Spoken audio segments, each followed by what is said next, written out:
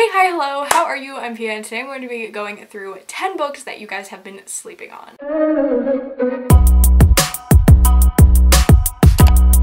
So basically in this video I'm going to show you the 10 books that I feel like are not talked about enough on BookTube and are books that I really liked and I would like to shout out in this video. So you may never have heard of these books, you may have heard about these in passing, and I'm here to let you know that they were great. First book I have here is Prince Charming by Rachel Hawkins. This was previously named Royals but is in the Royal series. I saw these talked about like very briefly, like when they came out, as well as the sequel Royal Highness. People are sleeping on this cute ass royal romance between a girl named Daisy, who's like constantly messing up in the spotlight because her sister's getting married to like the Prince of Scotland, and she has a romance with this little guy. It's a wild time. It's fun. If you liked red, white, if you liked red, white, and royal blue and want like a fun YA hetero version of that, and if you want a fun YA female version of that, you should read Her Royal Highness, but that's like a bonus Jones. So next up I have here a magical realism book, and I literally have I think I saw one person haul this and I bought it and no one has talked about it since. I am talking about Wicked Like Wildfire. This is by Lana Popovic and this is the first book in a duology.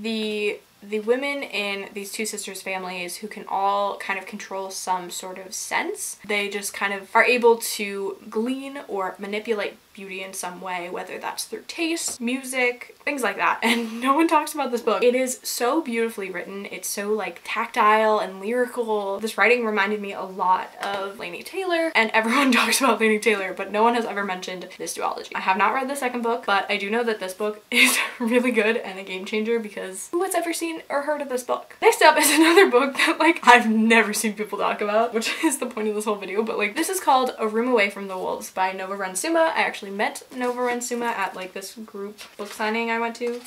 Cute, right? This is such an interesting book and I don't remember when I read it. I feel like I read it about a year ago and I really enjoyed this. I think I gave it 4 out of 5 stars. This is about young women residents and our main character is trying to find out this mysterious past of her mother. And I don't really know how to sell this to you exactly, but there's like some kind of paranormal, kind of fantastical, speculative elements with the house that she's living in and all these things that she's coming up with now that she has, I think, left the place that she used to live, the like young women house, and is now in New York City. It is very good. I'm not doing it justice because I am kind of fuzzy on the details, but I do remember really liking this book and wondering why no one has ever talked about this. I unfortunately have the art copy, so it doesn't look like, it doesn't have the cover of like the real copy. It's all there. And that book is My So-Called Bollywood Life. You notice that I keep jumping back and forth between like some fun like fantasy speculative things and then some really fun contemporaries that are just breezy and beautiful cover girl. So this is a book about a girl who's obsessed with Bollywood movies, and she was told at her 18th birthday, I was gonna say 6th, that she was gonna meet her great love by like this like fortune teller kind of thing. It's like a different name. Thinks she has found her great love. She's dating this guy, but then he cheats on her. So she's like, oh wait, I'm screwed and it's almost my 18th birthday. What am I gonna do? And so it's also following that whole thing, like whether or not she'll fulfill like this destiny, as well as her just like kind of going through school and being obsessed with Bollywood. I think she has a Bollywood club or something like that. And she's trying to like learn from Bollywood movies to like get a guy, which is really interesting. And I really like this book and I literally have never heard anyone like read this book and it's very cute. I really liked the romance in here. Next up is actually a book I read recently. This is probably the most recent book I've read in this stack, and that is Ziggy Stardust and Me. I actually read this during the Owls, let's say the Owls 24-hour readathon. That's not what it is, the Owls readathon. I really enjoyed this. This is set in the 70s. It is about a boy who is going through the treatments to get rid of his homosexuality, basically, for lack of better words, and he ends up meeting this new kid and they spark a friendship and a romance, and it's really about the difficult times that the LGBTQIAP+ community faced during the 70s and the discrimination and utter just abuse that they had to deal with. And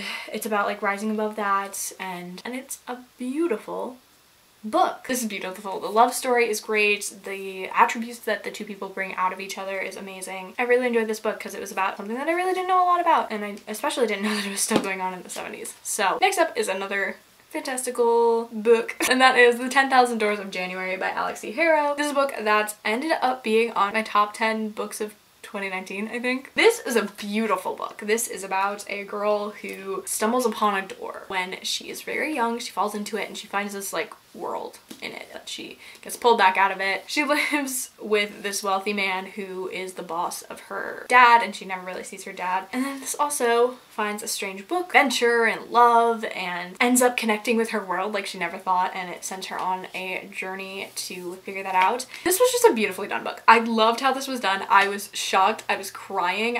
My heart was warmed. There's a romance in here as well. There's some representation. I believe our main character is of a darker complexion. However, that is not own voices, so I just want to make that clear because I know that is a problem for some people. It is such an interesting story. I'm a big fan of stories within stories and about loves of books and doors. It's kind of like Narnia meets Strange Dreamer, Star of the Sea, all that stuff, and I really, really loved this book. So I recommend it. Next up is a book I feel like I talk a lot about, or like maybe I just think a lot about and I don't actually voice my thoughts. That is Tosh Tolstoy. I read this I think during the booktubeathon, like back when it was the booktubeathon. This has stuck with me so incredibly. This is the first book I think I ever read with an ace main character. I had never even known what like asexuality was at the time, and I just really appreciate representation in books, especially ones that we don't see as often and are still marginalized. So I really enjoyed that commentary, but I read it for the purpose of that. The main character is the creator of this web series that starts to blow up, and it deals with fame and YouTube nonsense, and it's super, super interesting. I really liked it, and I just really liked it, especially being like a YouTuber,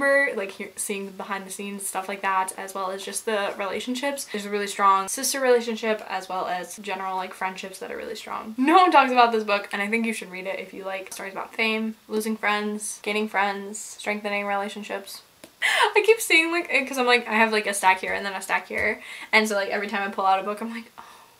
This is a book I read a while ago. Am I gonna keep telling you when I read things? This is called You'd Be Mine. This is by Aaron Hahn. I remember when I read this, I went to the beach with my friends. I like to pitch this as Daisy Jones and the Six, but country version, because that's basically what it is. But I feel like this stuck with me more than Daisy Jones and the Six, like hot take. This is a debut. This is beautiful. This is about a girl named Annie, whose parents died of a drug overdose, and they were very famous country singers. And so Annie has vowed she's never gonna go into that industry. However, we meet our second main character, Clay Coolidge, who is a country star, and he is kind of losing his good reputation. He's fallen off the wagon, doing all sorts of bad things, and his label's like, listen, like if you don't clean up your act, we're gonna boot you out. The only way for us to like keep you on is if you find Annie and get her on the label. Fun things ensue. It's very road trippy, it's music-y, there's songs, there's flirtation, there's a very cute relationship. I love this book so much. I cannot wait for whatever Aaron Hahn writes in the future, and the more I talk about it, the more I just want to reread it. Next up is a book I read a really long time ago. I have Words in Deep Blue by Kath Crowley. I don't even remember when I read this book. I think I was in a sophomore. I'm a senior now. I don't really know. This is another story about the love for books. It's set at a bookshop. Our female main character was best friends with this guy, and she had a really big crush on him, but she ended up moving, and now she's coming back to her hometown, and she sees him again, and they have to work together at a bookstore.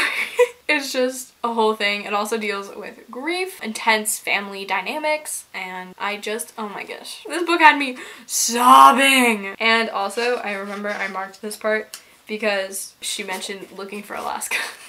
I really, really enjoyed this book, and I think no one talks about it. If you want like a cute but also like hard-hitting contemporary, if you liked All the Bright Places by Jennifer Niven literally blurbed this. That is what I feel like it's like. It's very like, it's so comforting and homely, but it also deals with obviously bigger issues. And then last but not least, my 10th book here, I have The Great Unknowable End by Catherine Ormsby. We have 2 Catherine Ormsby books on this list. Does that mean she's my favorite author? She's written some great books. This is, again, a very speculative fiction. It is about a girl who desires to be an astronaut, or not an astronaut, but a engineer of spacecrafts. What is that called? An aerospace engineer? So sorry.